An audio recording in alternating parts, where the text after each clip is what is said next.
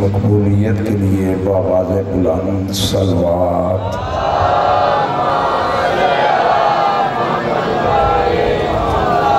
اعوذ باللہ من الشیطان الرجیم، بسم اللہ الرحمن الرحیم، الحمدللہ رب العالمین، والصلاة والسلام علی اشرف الانبیاء والمرسلین وآلہ الطیبین الطاہرین المعصومین المظلومین، اما بعد فقد قال سبحانہ وتعالی فی محکم کتابہ المبین، بسم اللہ الرحمن الرحیم، انہو لقرآن کریم فی کتاب مکنون لا یمسہ الا المطہرون۔ بلندتر صلوات پڑھیں۔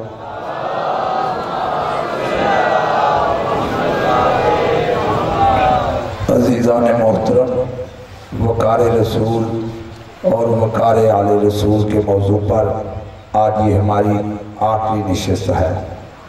کوشش کروں گا چند جملے محمد و آل محمد کی فضیلت کے اور ایک جملہ محمد و آل محمد کی مصیبت کا اپنے محترم سننے والوں کی سماعتوں کی نظر کروں گا، اس امید کے ساتھ کہ گر قبول افتد رہے عز و شرف محمد و آل محمد علیہ السلام اپنے دربار علی مقام میں اسے قبولیت کا شرف بخشیں۔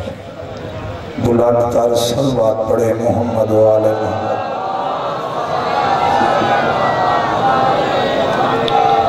ارشاد خدا بند عالم یہ ہو رہا ہے، انہو لقرآن کریم، بے شک یہ میرا عزت والا قرآن فی کتاب مکنون، ایک پوشیدہ کتاب میں ہے، لا یمسہ الا المطہرون، اسے نہیں چھو سکتے مگر وہ جو پاک بنائے گئے ہیں۔ میں نے گزشتہ تقاریر میں یہ بات واضح کرنے کی کوشش کی ہے کہ رسول کے وجود کا نام کتاب ہے، ہادی کا وجود کتاب ہوتا ہے۔ دیکھو قرآن کا جو ظرف ہے وہ ظرف ہے کتاب، اور قرآن ہے 24 گھنٹے طیب و طاہر، تو اس کا ظرف کتنا طاہر ہونا چاہیے؟ پتہ چلا ہمارا رسول بھی 24 گھنٹے طیب و طاہر ہے، اور اللہ نے قرآن میں یہ فرمایا کہ اس کا قول بھی طاہر ہے، اس کا فعل بھی طاہر ہے۔ کیوں؟ اس کا قول بھی وہی ہے، اس کا فعل بھی۔ میں اپنی گفتگو سے متصل ہو رہا، اس کا قول بھی وہی ہے، اس کا فعل بھی وہی ہے۔ اٹھے تو وہی ہے، بیٹھے تو وہی ہے، سوئے تو وہی ہے، سلا دے تو وہی ہے، جاگے تو وہی ہے، جگا دے تو وہی ہے، اٹھے تو وہی ہے، کسی کو اٹھا دے تو وہی ہے۔ یہ سوئے تو وہی، سلا دے تو وہی۔ کیوں؟ اللہ فرما رہا ہے میرے محبوب ان کو کہہ دو، قل ان صلاتی ونسکی ومحیایا ومماتی للہ رب العالمین، ان کو کہہ دو میری نماز، میری قربانی، میرا جینا، میرا مرنا سب اللہ کے لیے ہے۔ اٹھے گا تو اللہ کے لیے، بیٹی کے لیے نہیں۔ سلامت رکھے، اس کا ہر فعل للہیت ہی للہیت ہے۔ اٹھے گا تو اللہ کے لیے، بیٹھے گا تو اللہ کے لیے۔ خود اللہ فرمانے کو کہہ دو میری نماز اللہ کے لیے ہے، پھر مان جا نواسے کے لیے سجدے کو طول نہیں،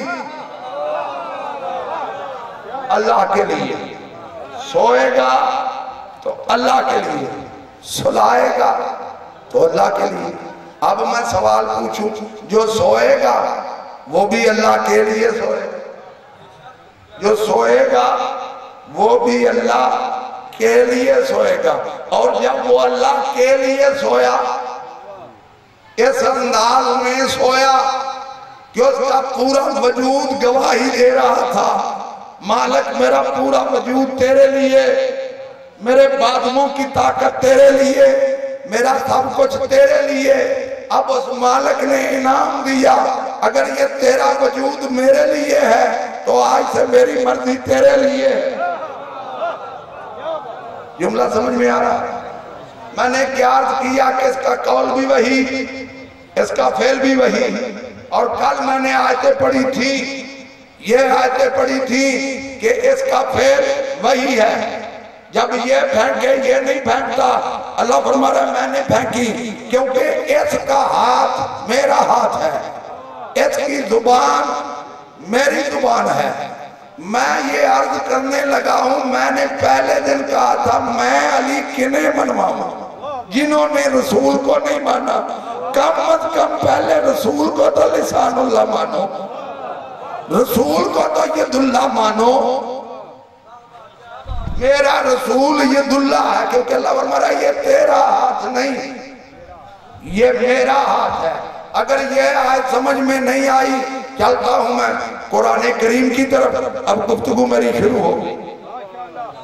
اللہ یہ فرما رہا ہے ان الذین یبایعونک انما یبایعون اللہ، اے میرے محبوب جو لوگ آپ کی بیعت کر رہے ہیں، آپ کی نہیں اللہ کی کر رہے ہیں،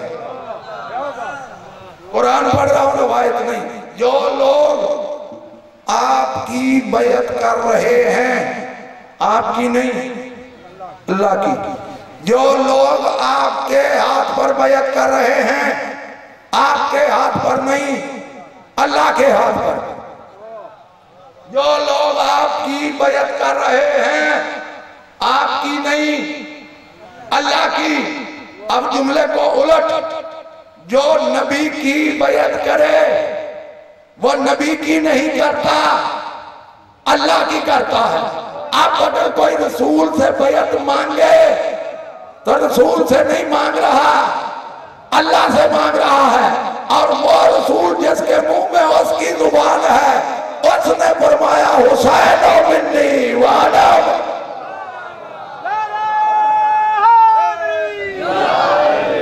پتا چلا جو ان سے بیعت مانگے ان سے نہیں مانگ رہا، اللہ سے مدد مانگ رہا ہے۔ یہی وجہ ہے کہ میرے مولا حسین نے کربلا میں اللہ منوایا۔ میں نے کیا عرض کیا کہ اس کا ہاتھ نبی کا ہاتھ اللہ کا ہاتھ۔ اب اللہ فرما رہا ید اللہ فوق ایدیہم، ان کے ہاتھوں کے اوپر اللہ کا ہاتھ ہے۔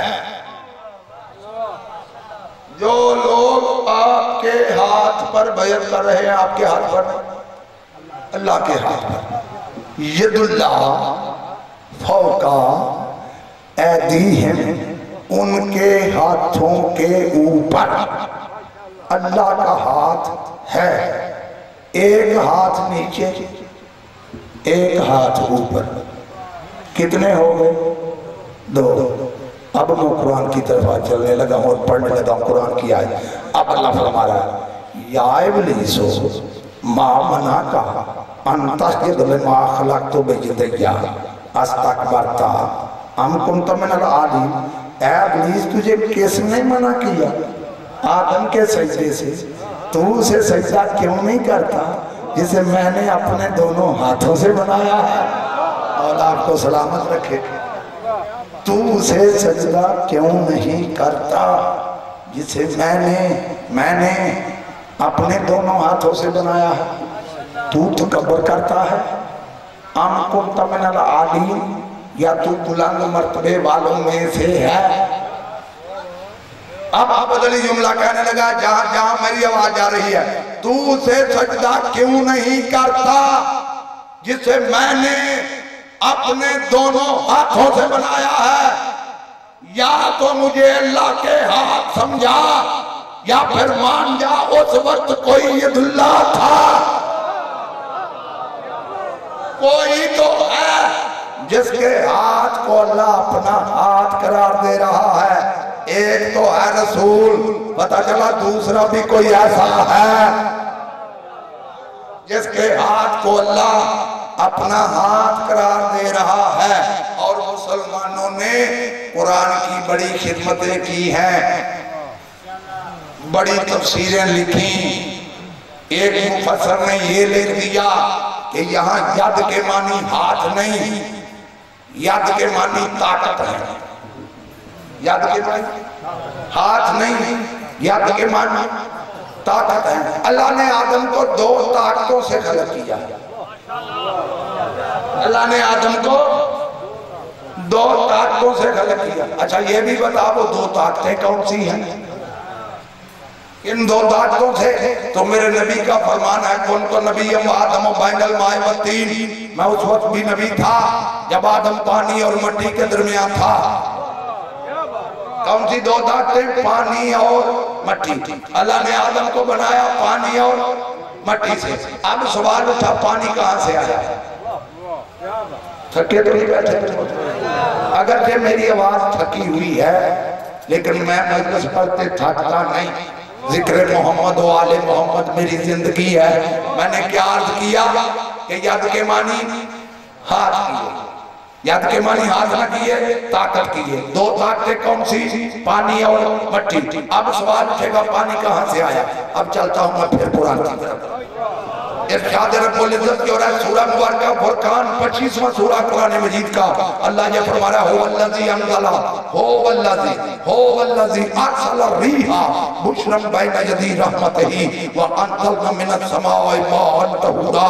اللہ وہ ہے جو پہلے ہواؤں کو بھیجتا ہے، جاؤ جا کر خوشخبری دو کہ ہمارے پیچھے رحمت آ رہی ہے۔ وانزلنا من السماء ماء طہورا، تو پھر اللہ آسمان سے پاک پانی نازل کرتا ہے۔ پتہ چلا پانی آیا آسمان سے، ٹھیک؟ پانی آیا آسمان سے۔ اور یہ حدیث قدسی ہے جس کو سارے مسلمان بھائی مانتے ہیں کہ اللہ فرما رہا ہے لولا کا لما خلقت الافلاک، اے میرے محبوب تجھے خلق کرنا مقصود نہ ہوتا تو میں آسمانوں کو نہ بناتا۔ پتہ چلا آسمان بنے رسول کے صدقے میں، پانی آیا رسول کی وجہ سے۔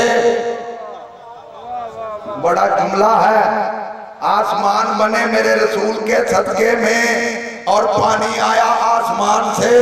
پتہ چلا پانی صدقہ رسول کا۔ اور یہ صحیح بخاری ہے کہ میرے مولا علی مٹی پر سو رہے تھے، رسول نے فرمایا قوم یا ابا ترابن، قوم یا ابا ترابن، 3 مرتبہ فرمایا اٹھ اے مٹی کے باپ، اٹھ اے مٹی کے باپ، اٹھ اے مٹی کے باپ۔ بول وہ رہا ہے جس کے منہ میں اس کی زبان ہے۔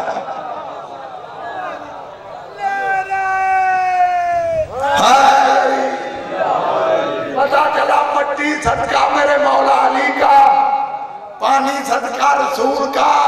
پھر تو بات بڑی ہو گئی۔ آدم بنا 2 چیزوں سے، پانی اور مٹی سے۔ پانی صدقہ رسول کا، مٹی صدقہ میرے مولا علی کا۔ پھر تجھے ماننا پڑے گا آدم بنا محمد و علی کے صدقے میں۔ بڑا جملہ کیا گیا؟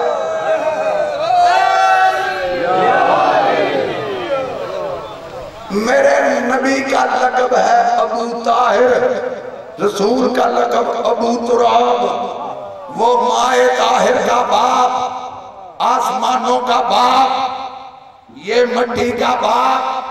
اب اللہ قرآن میں فرما رہا فَلَمْ تَجِدُوا مَاءً فَتَيَمَّمُوا صَعِيدًا طَيِّبًا، اگر تمہیں پانی نہ ملے تو طیب مٹی پر تیمم کرو۔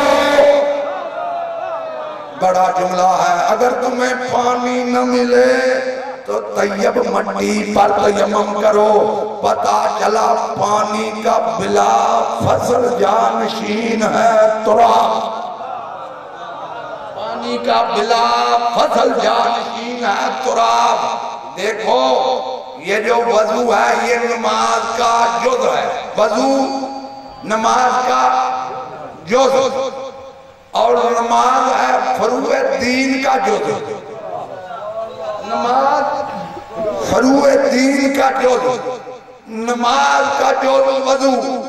اللہ نے فروع دین کے ایک جز کے جز کو بھی بغیر نائب کے نہیں چھوڑا، اللہ نے فروع دین کے ایک جز کو جز کے جز کو بھی بغیر نائب کے نہیں چھوڑا۔ نبوت تو اصول دین میں شامل ہے، اسے بغیر نائب کے کیسے چھوڑا؟ اللہ سمجھ میں آ رہا ہے؟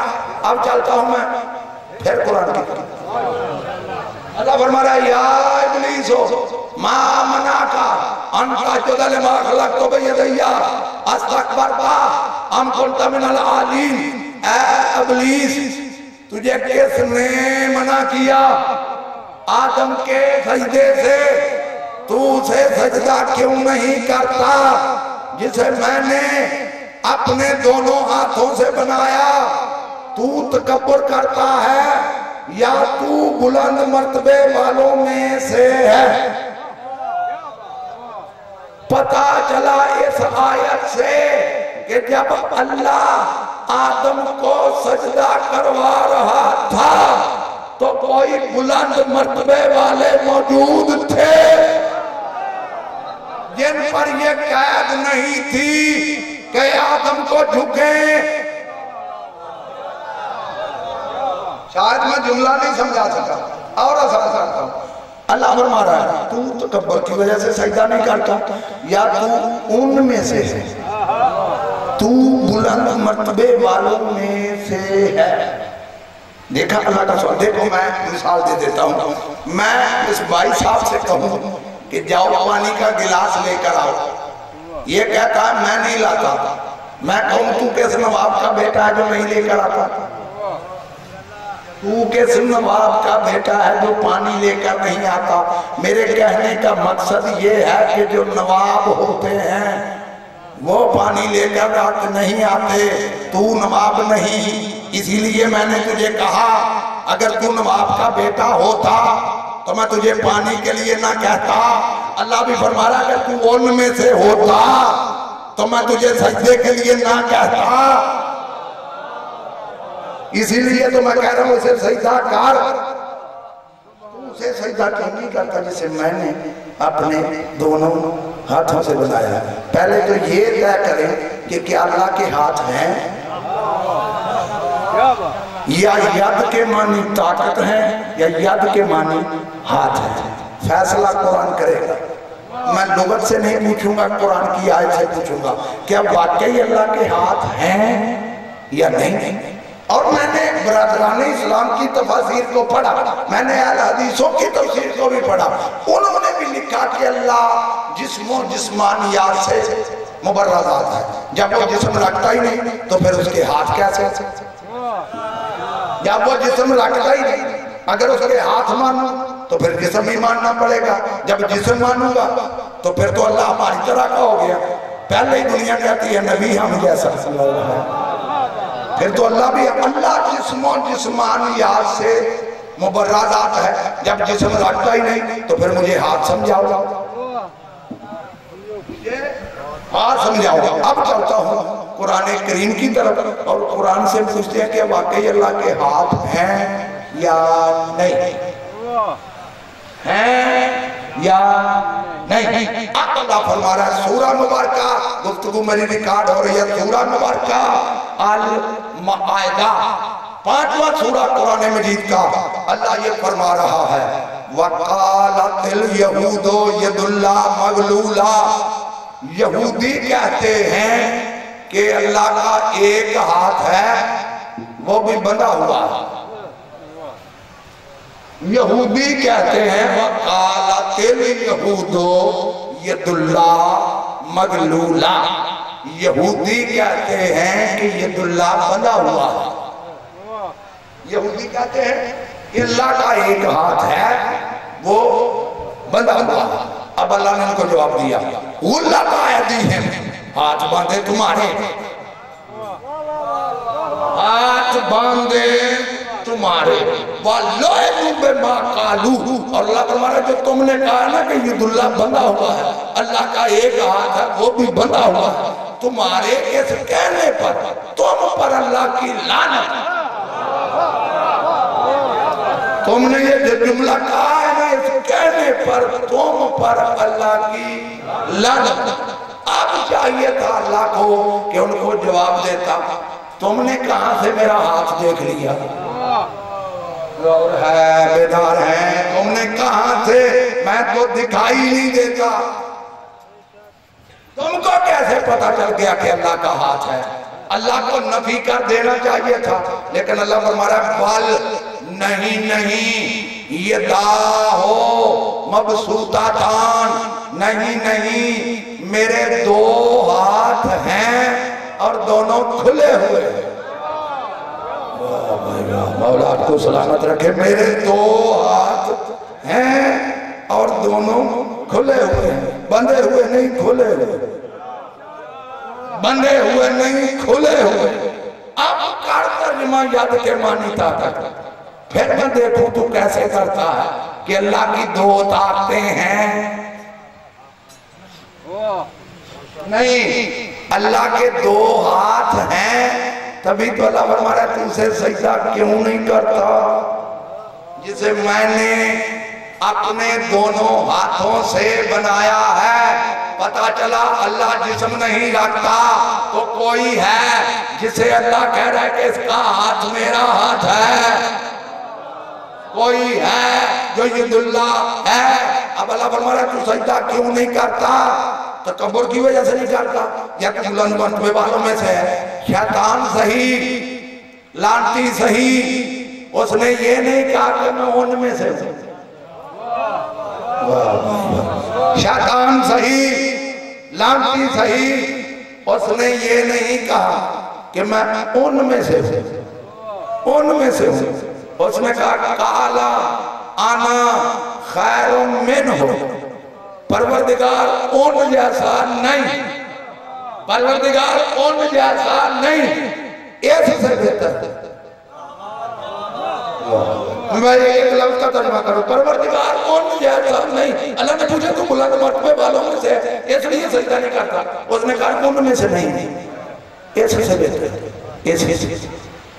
اللہ نے ابھی نہیں نکالا۔ معاف کرنا، شیطان سجدہ نہ کرنے کی وجہ سے دربار سے نہیں نکلا، سجدہ نہ کرنے کی وجہ سے دربار سے نہیں نکلا۔ جب نہیں کیا تھا اللہ کو چاہیے تھا اسی وقت دربار سے نکال دیتا، پوچھنے کی ضرورت کیا تھی؟ اللہ تو میٹھی میٹھی باتیں کر رہا ہے، اے ابلیس تجھے کس نے منع کیا، کس نے منع کیا، تو اچھا بھلا تھا، بڑے سجدے کرتا تھا، تجھے ہو کیا گیا، تو اسے سجدہ کیوں نہیں کرتا جسے میں نے اپنے دونوں ہاتھوں سے بنایا ہے؟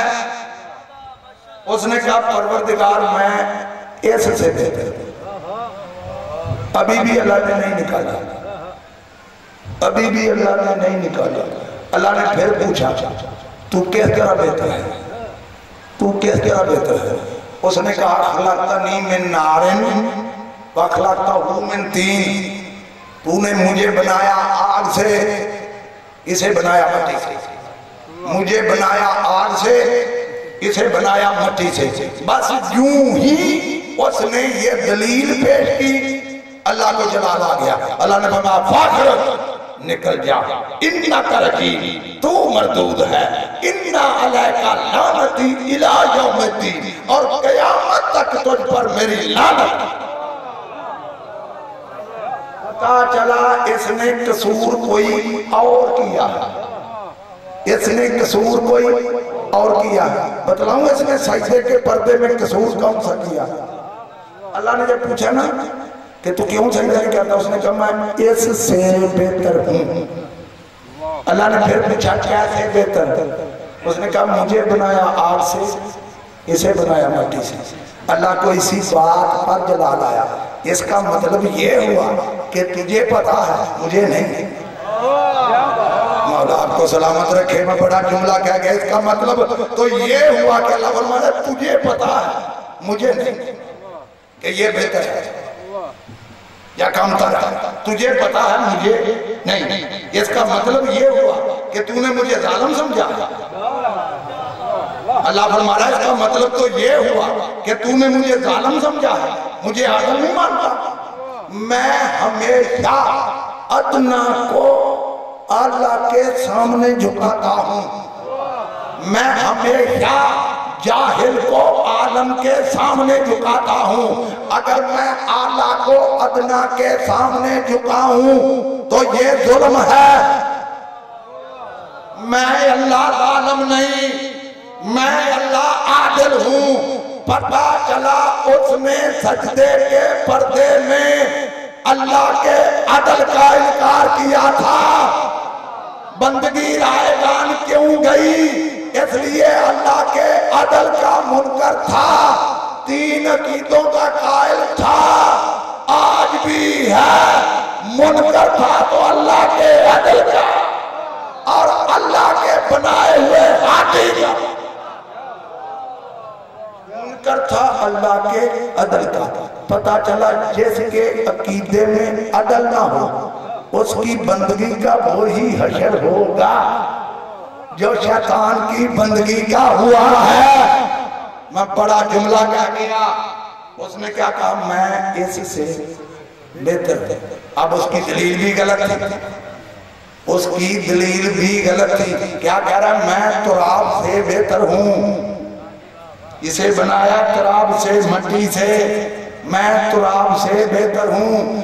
جو کہے میں تراب سے بہتر وہ تو شیطان ہے، تو جو کہے میں ابو تراب سے دار ہے، مولا آپ کو سلامت رکھے۔ اور پھر میں نے کہا کہ اس کی دلیل غلط تھی۔ کیوں؟ جاؤ سورۃ یاسین کو پڑھو، اللہ فرما رہا ہے میں نے آپ کو درخت سے پیدا کیا ہے، میں نے آپ کو درختوں سے پیدا کیا ہے۔ پتا چلا اگر درخت مٹی نہ ہوتی تو درخت نہ ہوتا، درخت نہ ہوتا تو آگ نہ ہوتی، آگ نہ ہوتی تو نہ ہوتا۔ تو تیسرے نمبر پہ رہ کے پہلے نمبر سے مقابلہ کرتا ہے۔ میدان مولا کو سلامت رکھے، تو تیسرے نمبر پہ ہو کے پہلے نمبر سے مقابلہ کرتا ہے۔ کیوں؟ اگر مٹی نہ ہوتی تو درخت نہ ہوتا، درخت نہ ہوتا تو آگ نہ ہوتی، آگ نہ ہوتی تو نہ ہوتا۔ تو آگ سے بنا، خود ہی کہہ رہا میری آگ سے بنایا۔ مٹی پہلے ہے، پھر درخت ہے، پھر آگ ہے، پھر تو ہے۔ تو تیسرے نمبر پہ ہو گئے، پہلے نمبر سے مقابلہ۔ میں نے کہا شیطان تین عقیدے کا قائل تھا، آج بھی ہے، آج بھی ہے۔ جب اللہ نے دربار سے نکالا نا توحید کا بھی قائل ہے، نبوت کا بھی قائل ہے، قیامت کا بھی قائل ہے۔ کہو تو میں قرآن سے آیتیں پڑھتا ہوں۔ توحید کا بھی قائل، نبوت کا بھی قائل اور قیامت کا بھی قائل۔ پہلا عقیدہ جب اللہ نے دربار سے نکالا تو اس نے کہا کالا فبعزت کا پروردگار تیری عزت کی قسم بے عزتہ ہو کے نکلا، اللہ کی عزت کا قائل ہے، اسے پتا ہے کہ اللہ عزت والا ہے، اس کی نظر میں پھر بھی اللہ عزت والا ہے۔ پتا چلا توحید کا قائل ہے، آج بھی کہہ رہا میں اپنے اللہ سے ڈرتا ہوں۔ دوسرا عقیدہ جب اس نے کہا نا تیری عزت کی قسم، پھر کہا اللہ اغوینہم اجمعین، میں سب کو بہکاؤں گا، سب کو چھوڑوں گا کسی کو نہیں، میں سب کو بہکاؤں گا اللہ عبادکا منہم المخلصین، لیکن جو تیرے چنے ہوئے بندے ہیں ان کو میں بہکا نہیں سکتا. پتہ چلا نبوت کا قائل ہے، توحید کا قائل ہے، نبوت کا قائل ہے. اب تیسرا عقیدہ سنو. سورت بنی اسرائیل 17واں سورہ قرآن مجید کا. جب اللہ نے کہا نا اسے سجدہ کر، دیکھو مختلف صورتوں میں مختلف جملے ہیں. یہ جو قصہ ہے اس کا ذکر سورت البقرہ میں ہے، سورت اعراف میں ہے، سورت سواد میں ہے، سورت الحجر میں ہے، سورت بنی اسرائیل میں ہے. مختلف صورتوں میں یہ قصہ ہے اور مختلف الفاظ کے ساتھ ہے.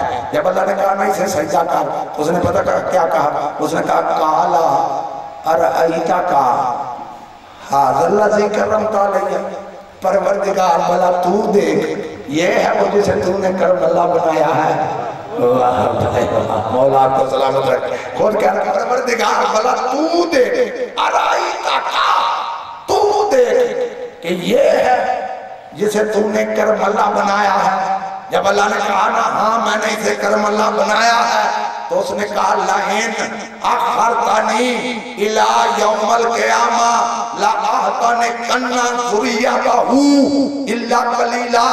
پروردگار اگر تو مجھے قیامت تک مہلت دے دے تو میں اس کی اولاد کو کچل دوں گا سوائے چند کے. اس کی اولاد کو کچل دوں گا سوائے چند کے. اگر تو مجھے قیامت تک مہلت دے دے. اس کے عقیدے میں تھا کہ قیامت آنے والی ہے. پتہ چلا قیامت کا قائل ہے، توحید کا بھی قائل، نبوت کا بھی قائل، قیامت کا بھی قائل. اور کیا کہہ رہا میں اس کی اولاد کو کچل دوں گا. اے ابلیس تیری دشمنی آدم سے، اولاد نے کون سا قصور کیا؟ تیری دشمنی آدم سے، اولاد نے کون سا قصور کیا؟ پتہ چلا باپ کو کرم اللہ مان کر اولاد سے لڑنا، اسی کو شیطان کہتے ہیں. مولا آپ کو سلامت رکھے.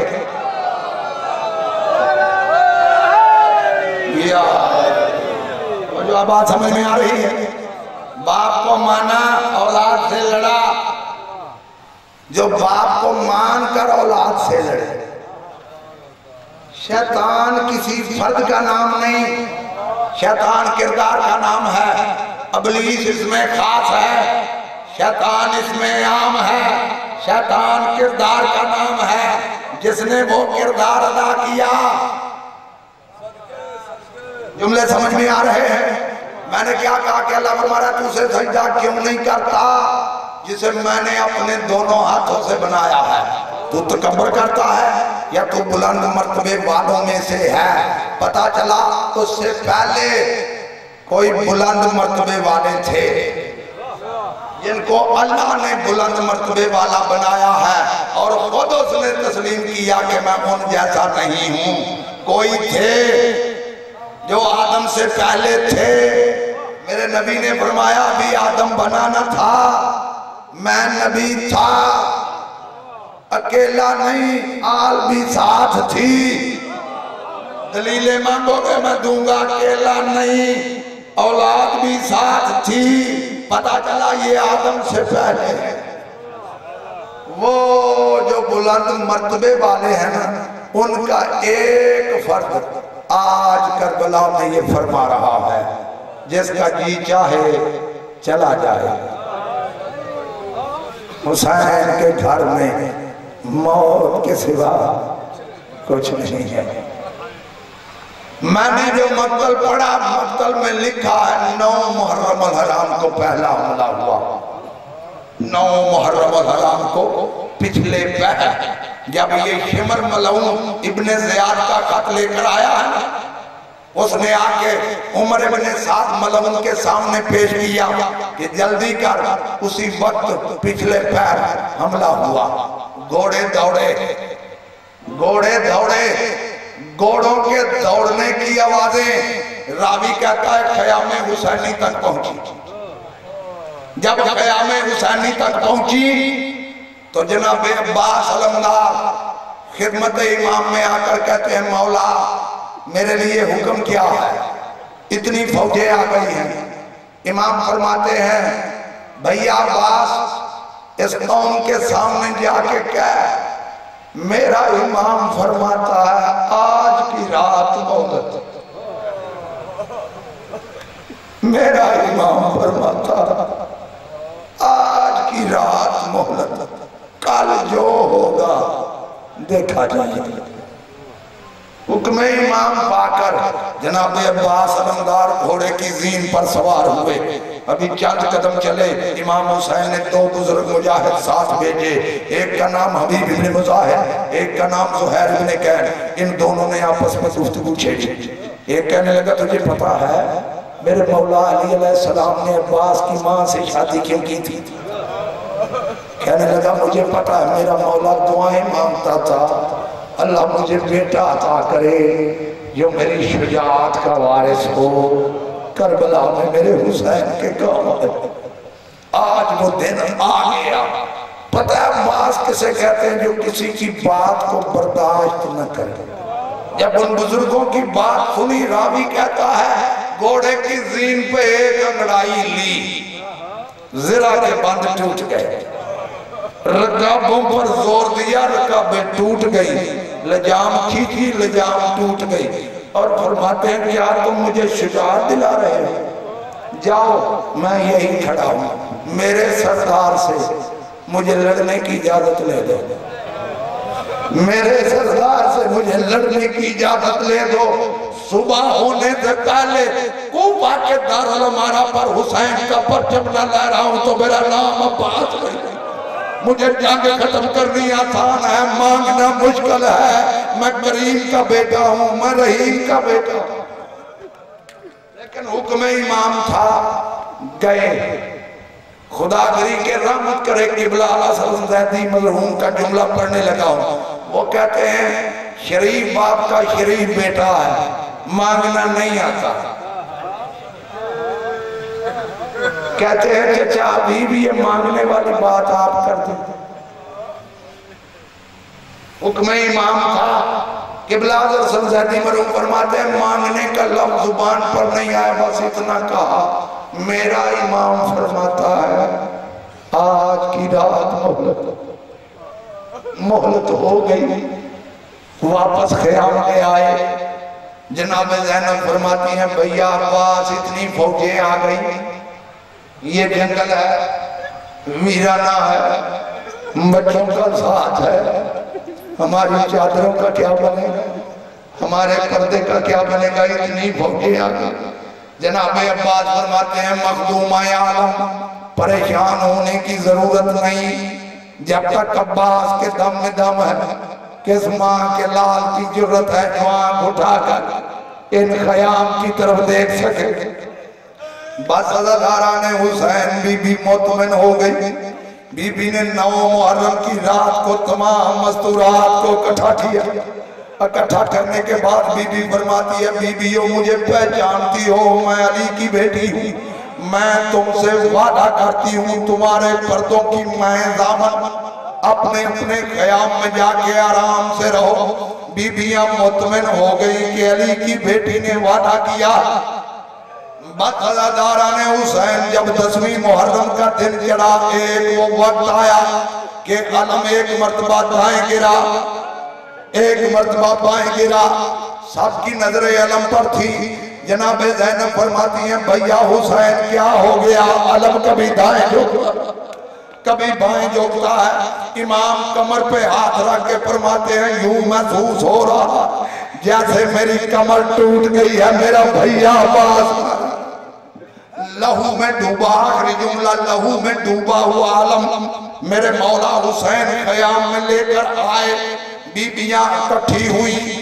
جناب زینب فرماتی ہیں بی بیو رات علی کی بیٹی نے جو تم سے وعدہ کیا تمہارے پردوں کی میں ضامن، علی کی بیٹی اپنے بیان واپس لیتی ہے، یہ سہارے پہ میں نے وعدہ کیا تھا میرا وہ سہارا نہیں رہا۔ جب وہ رن میں ریت پہ بازو کٹا کے سو گیا، پھر جو ناممکن تھا اس کے بعد ممکن ہو گیا۔ اللہ لعنت اللہ کو